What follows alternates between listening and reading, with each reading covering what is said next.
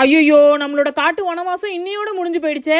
போட்ட டென்ட், இந்த சட்டு முட்டு ஜாமா எல்லாத்தையும் இப்ப ஏற கட்டி ஆகணும். பூராத்தையும் பிரிச்சு பார்த்து பக்குவமா நம்மளோட குட்டி யானைக்குள்ள லோடு பண்ணி இருந்த இடத்துல எந்த குப்பையும் இல்லாம சுத்தம் பண்றதுக்குள்ளேயே பெண்டு நிமிந்துரும். இதுல என்னன்னா, என்ற வீட்டுல இருக்கிறவங்களுக்கு ஒரு பெரிய கவலை. நான் கூட இங்க இருந்து கிளம்புறத நினைச்சுதான் ரொம்ப ஃபீலிங்ல இருக்காங்க போலன்னு நினைச்சா, காட்டுக்கு வந்துட்டு எந்த கறியுமே சுட்டு திங்கலையா.